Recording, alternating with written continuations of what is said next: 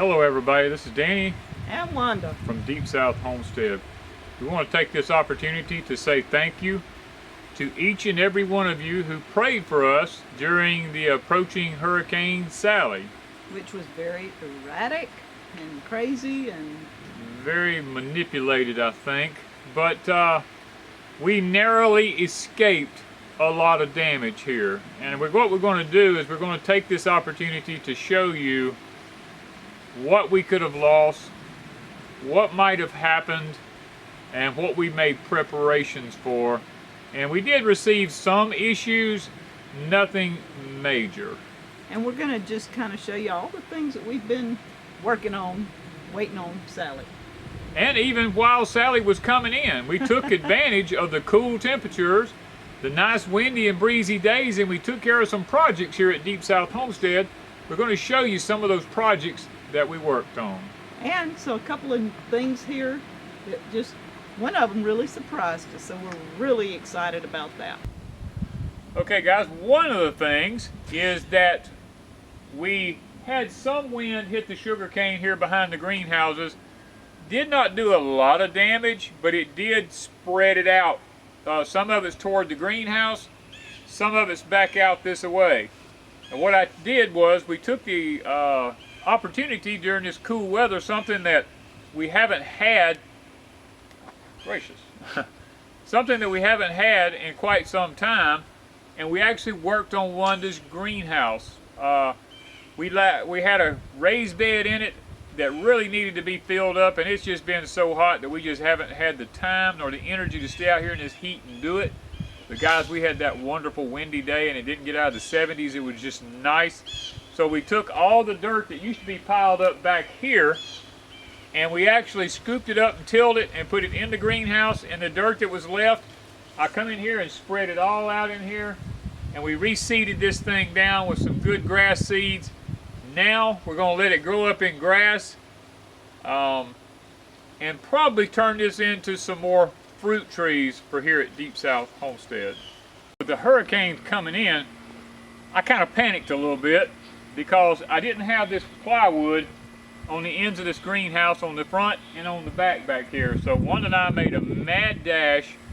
We poured the cement on both ends, and we came in here and we put the plywood up on both ends a day or so ahead of the hurricane, just in case it hit, it wouldn't squall or lean the greenhouse and mess it up. That gave it the side structure that it needed. We had bracing going yonder way, we just didn't have any from side to side, so we knocked that out real quick. And then during the storm, during the windy time, we actually came out here in the dirt that we just talked about tilling up back here. We finished out the raised beds in here. The greenhouse is all ready to go now. All we've got to do is get the plastic on it, get the fans in it, and then get the doors on it, and this baby is ready to use. Okay guys, this is our pomegranate tree. This year it has had quite a few. These are the last of them. I took the rest off before the storm because they were starting to hit the ground. Some of them had rotted, so I left those on the ground, but some of my bigger ones I have inside. And yeah, see there's one on the back side there. I'll go get that one in a minute, and we'll have all of them off this tree. This has thorns on it, and so putting the plastic on is going to be a little bit difficult on the greenhouse. We're going to have to watch for this tree, but our plan is to move this tree somewhere else this fall, sometime in the winter, toward the winter. But y'all, I took and ate some of my pomegranate seeds. They're not as red as normal, but I was told that with the sun this is getting, it kind of keeps them bleached. So I took and opened up 4 or 5 yesterday, took the seeds out, and I froze them. So I have pomegranates for future use, and this is like super exciting for us to have our first pomegranates here at Deep South Homestead. All right, another project we undertook. Here on the corner of my house, in between here in the unit, I had 2 peach trees that I had actually created years ago from the seeds that we had grown.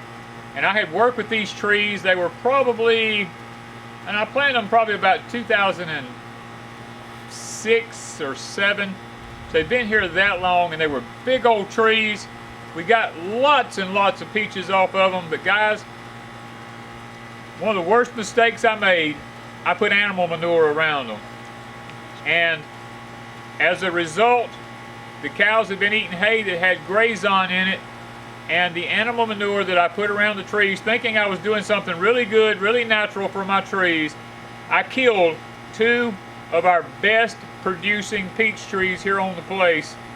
And now we're back to square one again, having to have just a couple of peaches off of these trees we have in the greenhouse because we have no other peach trees on the property that's big enough to produce yet. We lost literally bushels of peaches because of using our own animal manure and thinking we were doing the best thing. So when I took the peach trees up, we had a border wall around the house here, standing up about 2.5 to 3 feet high. I took all that down. I came in here and graded all this out and come back and reseeded it with grass so that we can have a nice contour away from the house now. Once the grass gets going, we'll be able to keep it mowed and just have no more trees up here against the house at this point.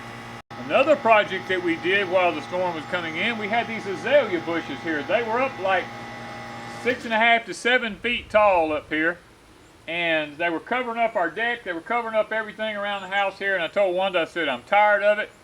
I came out here during the coolness in the wind, and I cut all of them off back down to a lower place so that they can thicken back up this winter, so that hopefully next spring we have a real good flower turn on them and they're not trying to take over everything.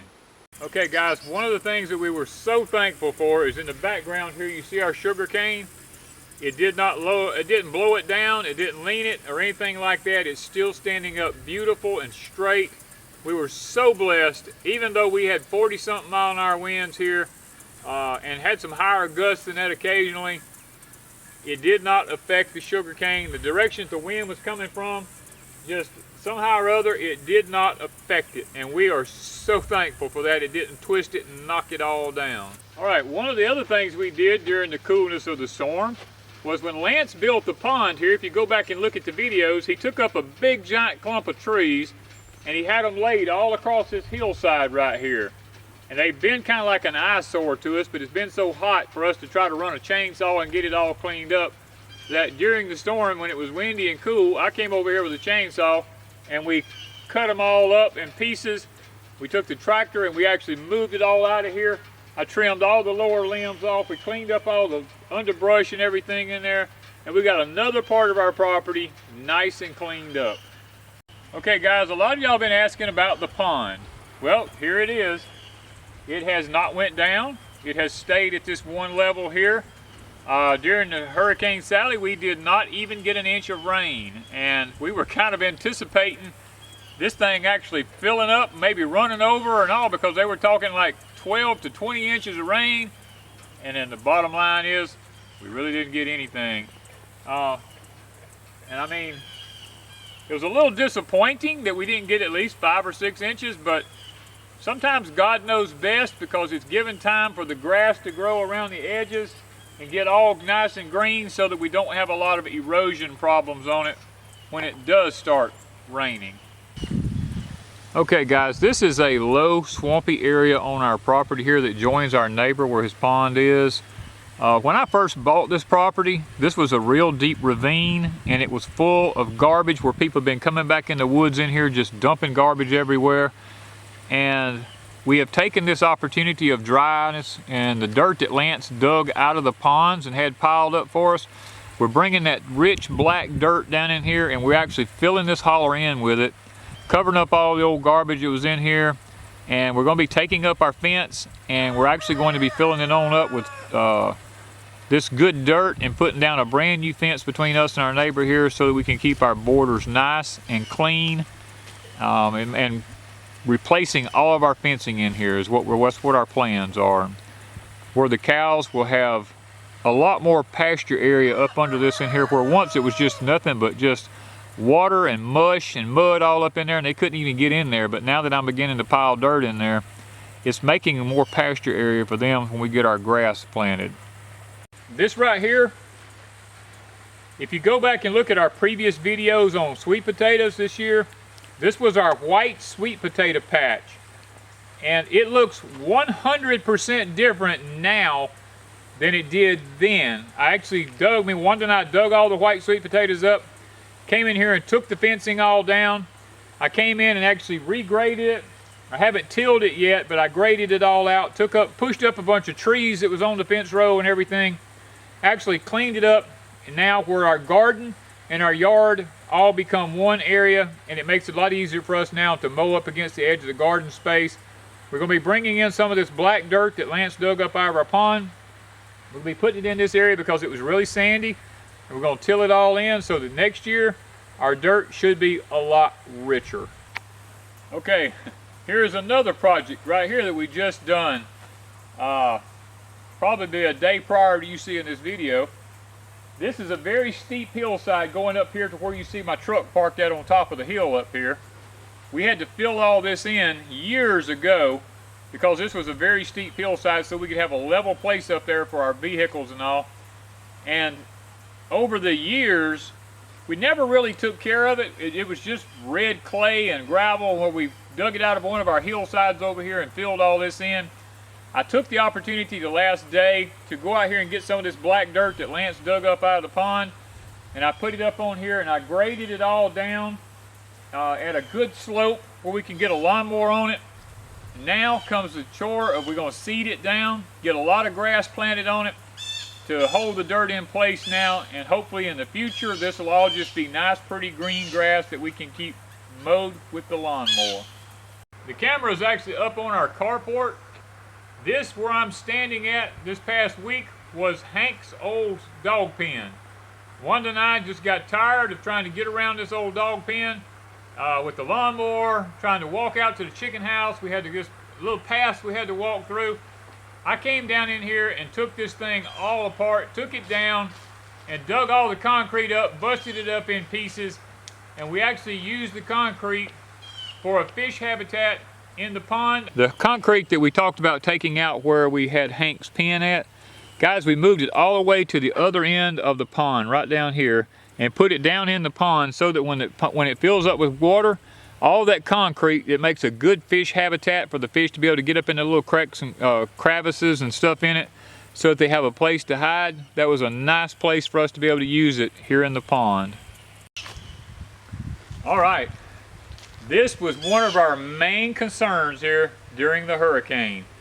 Guys, this tree right here is literally loaded with probably over 100 oranges. And Wanda and I were just fretting and panicking, saying, oh my gosh, we've got all these oranges and we could lose them all if the hurricane hits. Some had already begun to turn. We have them in the house. They had already fell off to the ground. They were turning orange. But most of them are still nice and green and they're not ready yet. But thank the Lord that the hurricane passed us by and it spared our oranges for us to have to eat this fall.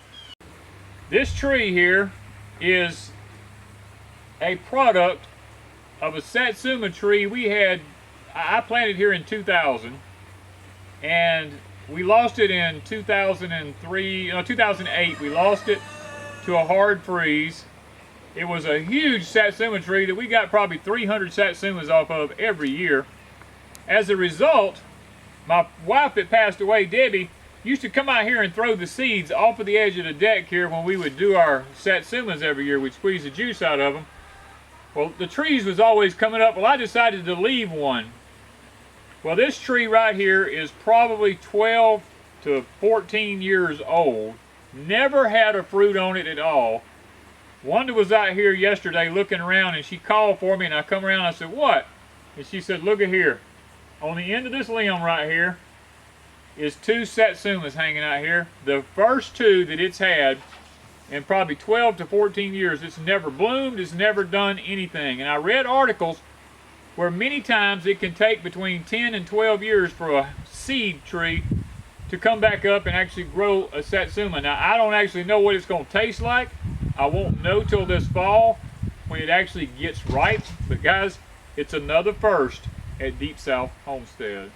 The hurricane did bring some sadness here at Deep South Homestead. The tree that you see behind me right here was a sugar maple that me and my wife that passed away planted probably back in 2004, somewhere around that time. It's just a little tree. Well, because in the last, I'm going to say the last 3 or 4 years, the heat has gotten so horrendous here at Deep South Homestead that the heat began to kill the tree. It's been such a beautiful, luscious tree. The side facing, the limbs that were hanging out over the roof here on this side of the house were the first to die. The heat reflecting off of the roof actually caused this half of the tree to actually die. And then it started heating up the concrete down here once the leaves fell off of the tree on this side. The concrete started getting so hot that the tree just began to die. Even though we pruned it, me and Matt, our woofer, and then Adrian came down and spent some time with us from South Carolina. Adrian helped me prune it. We tried to salvage it, do the best we could do with it. The guys, it just kept deteriorating and kept deteriorating. Well, with Hurricane Sally possibly going to make a potential landfall here, and the dead limbs that was in the tree, we just didn't want it falling on our house and damaging the house. So I actually got out here and actually took the top part of this tree down. We have video over on Patreon of me actually taking this tree down piece by piece, and it was a sad moment for us here at Deep South Homestead, losing the main tree right at the entrance coming into the front door of our house. Okay guys, this has been another project that Ms. Wanda has undertook to do after or during the storm and after the storm. Was coming up here, taking all the row cover off of this part of the garden here. Now she still has a few rows to go right here. And then we have the butter peas in behind it. We're just going to leave them to go to seed. We're not going to be picking any more of them to eat. They're just strictly for seed from this point forward.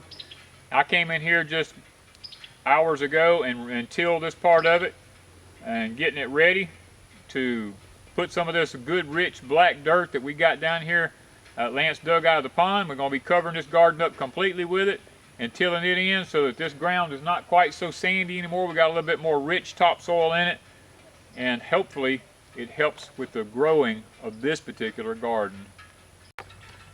Okay guys, this pile of dirt you see behind me here is where I've been getting all my dirt from to do the projects around here, and I still got a lot of dirt. I mean, Lance piled a lot of dirt up, and I've got to get all this moved and used so that I can turn this back into pasture for the cows for this fall. I want to plant all this in pretty green ryegrass so that they have good grazing grounds. Now, I'm going to swing around here and I'm going to show you the pond.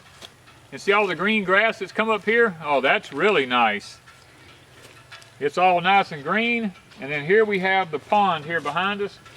It's still at the same level. You know, it hasn't went up and it hasn't come down.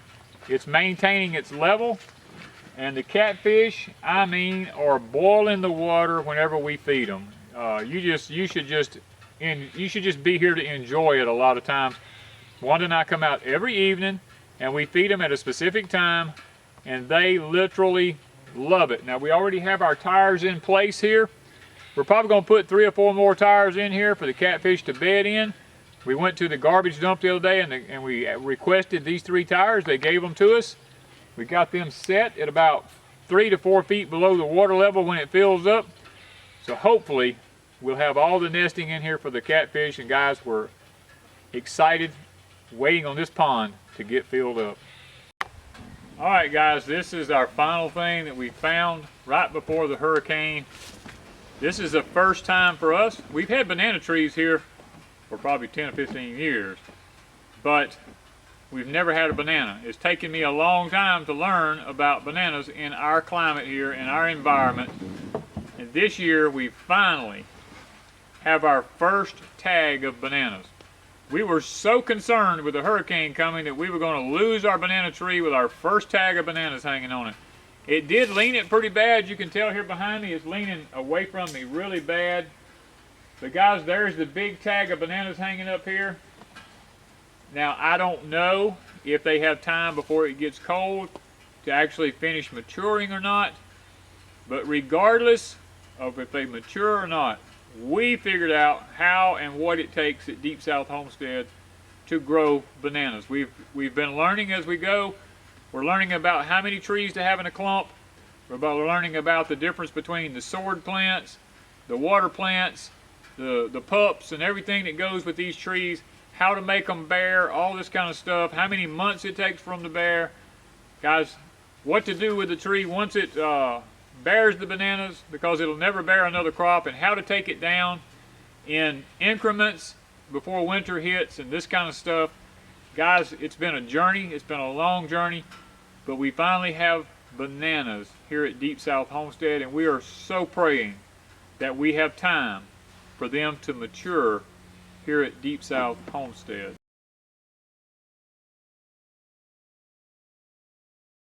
So guys, once again, we want to take this opportunity to say thank you for each and every one of you for the prayers you sent out.